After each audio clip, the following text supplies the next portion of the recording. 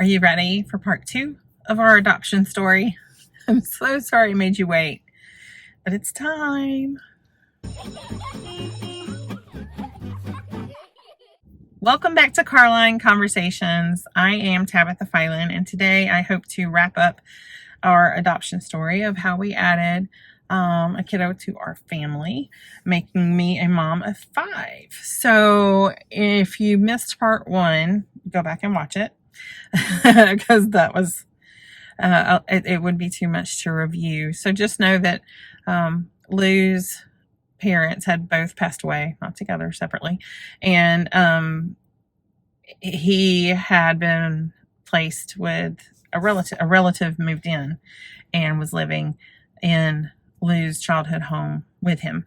So we had decided we were going to support this single man, and we did. You know, I would cook meals. I made sure that the meals, that the freezer was stocked with food. And he would call me when he had parenting questions, and I would kind of, coach him. And we didn't see Lou as often, but we still saw him a lot. And holidays, of course, because this man wouldn't buy Christmas presents. So, I mean, we still did everything. We hosted every birthday party. It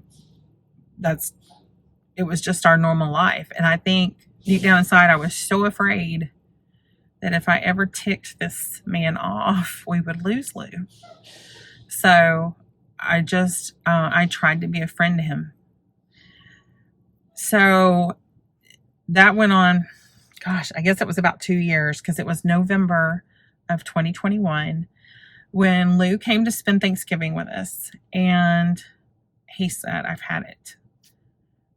I want you to adopt me." And he was like, was he 15? I think he was 15. He was 15 years old. And he said, I need out. I need out. And he gave us some things that were going on that made it seem extremely urgent. And so I dropped everything that Thanksgiving and contacted an attorney. And the attorney was like, "Yeah, don't force him to go home. If you're contacted and said, 'Hey, you're going to bring him home,' just don't answer the phone." I mean, she was giving us this kind of advice. And she said, she had Lou write down a lot of things and put it on paper and an affidavit, and she took it all to court. And I felt like such a traitor to my friend. It's hard to... We know in the Bible that God would tell his people, "You're going to wage war against these other people," and that God used his people as an instrument of his wrath, of his anger. We don't want to be that.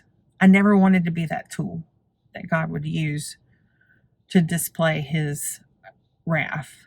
I always wanted to be a tool of his love. Well, it got really rough. And so the judge called an emergency hearing. This is the end of November. He called an emergency hearing because, he's been dealing with this case since the father had passed away, and this was all new to him. He had not heard any of this. And he immediately thought we were doing something no good. He thought that my husband and I were manipulating Lou, that we had made up charges. And he yelled at us in court. I mean, he immediately removed Lou from our home, but Lou couldn't go back to his home either. He told us we had to pay a $5,000 deposit into the court just because. We had to pay that into the court and have that sitting there just in case that money was needed for anything. And they actually ended up using that money to pay for Lou's guardian ad litem that was hired. And I was in such shock because we literally had done everything our attorney had told us to do. And I was devastated. And this is right before Christmas. And Lou had already been so excited about Christmas and had helped us decorate the house. And we had to go back to this house that was decorated, and he wasn't there. Ooh, sorry. It's fresh. It's coming back fresh. And I was just, I couldn't understand what God was doing. And Lou would text me. We weren't supposed to see him. The judge never said we couldn't communicate with him, so he would text me and he would tell me, I just want to come home. I just want to come home, meeting our house. And it was hard. We got to see him for a little while on Christmas Day, and he felt like he had done something wrong, that the judge didn't believe him. He said the judge, is supposed to be my friend. He's supposed to protect me. Why is the system not protecting me? Why is the system against me? And it was a very difficult season where I'm trying to love this child of mine that I know that God has told me to pursue and to protect. And it was a really hard Christmas season. It was so difficult. We had to go to court like once a month, every month. And the judge had called in like a child protective services agency, and they were supposed to do a full investigation of Lou's childhood home where he was living with the relative. The relative where we were able... Sorry, I had a phone call coming in. I had to send it to voicemail. They had to investigate the childhood home. They had to investigate the home where he had been placed temporarily, and they had to investigate our home. Well, when we went back to court, what was this? Hang on. Was it January?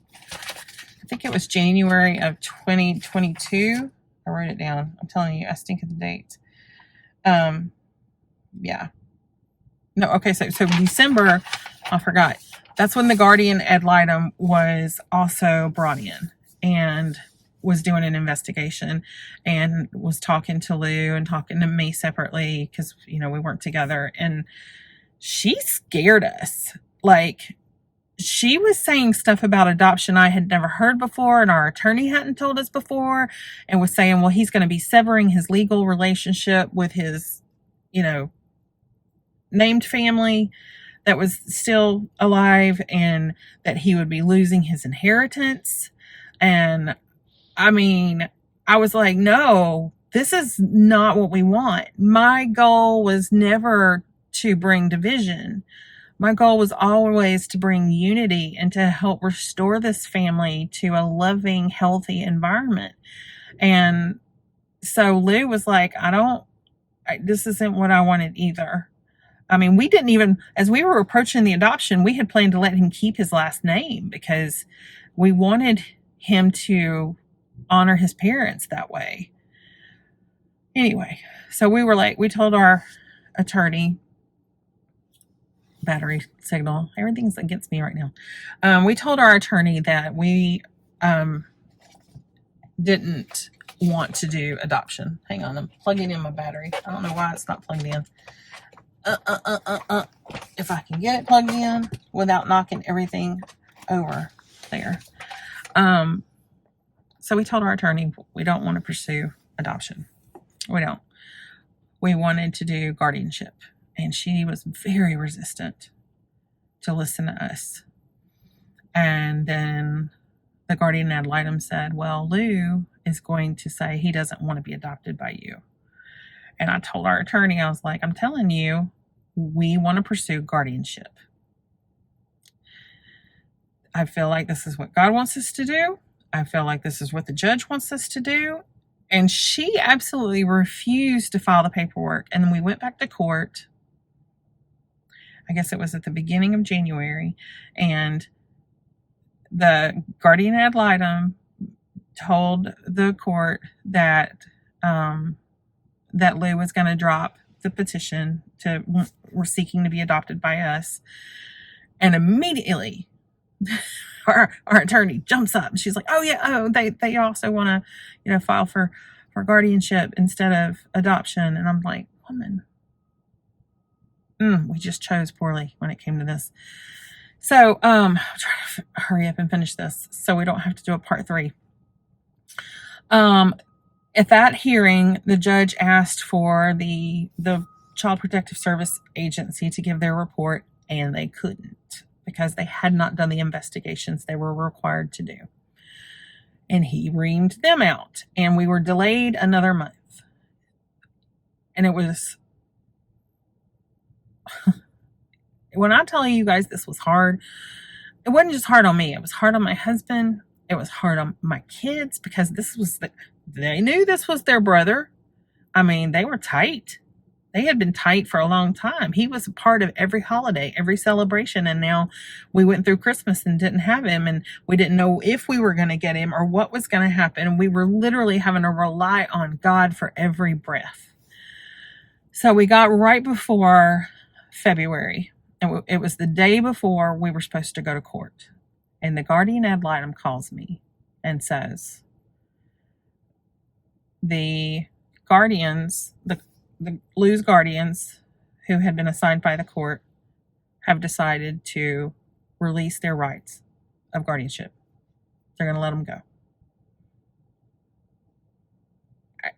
Suddenly, all of a sudden, and I'm like I'm like in the floor praising Jesus. I literally went to my knees and I'm like bawling my eyes out and just praising the Lord. And the phone rings and it's my attorney who's like, oh, the Child Protective Service Agency has filed suit against the judge saying that he has interfered in your adoption and that he needs to recuse himself. So he might not hear our case tomorrow. He might step down.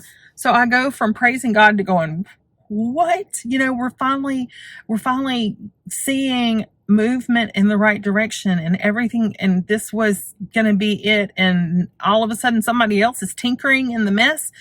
And I was so frustrated. But and then the phone rings again, and one of the guardians from the previous guardianship is in the hospital and unable to make it to court.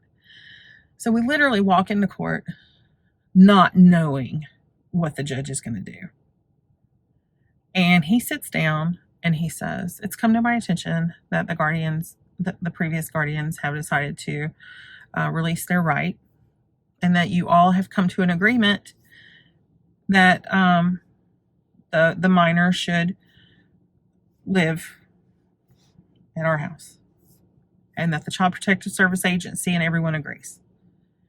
And, the guardian ad litem says, yes, Your Honor. And he's like, okay, I don't have a problem with that.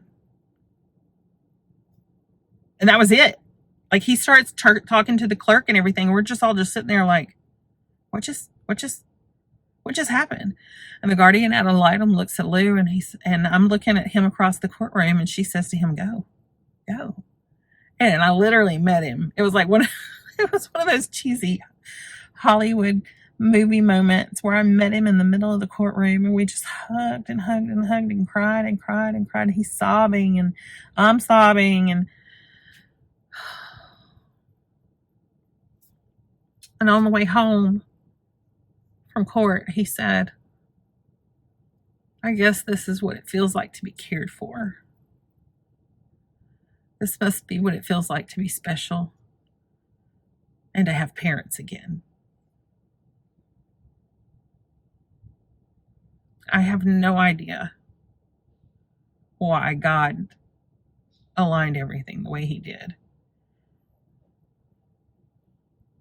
But I know that God has got such a big plan for Lou's life. There's no reason why he would put him through so much unless he had a really big plan. And I'm so blessed that I get to be the one to witness it and to encourage him every day. And he's so happy. He is such a happy kid. For everything he's gone through. I mean, we have good times, we have bad times, but he's in college and he has a job and he's just loving life. And God did it. God did it. What do you need God to do today? Think about that while you sit here for the rest of your Carline. I'll see you next time.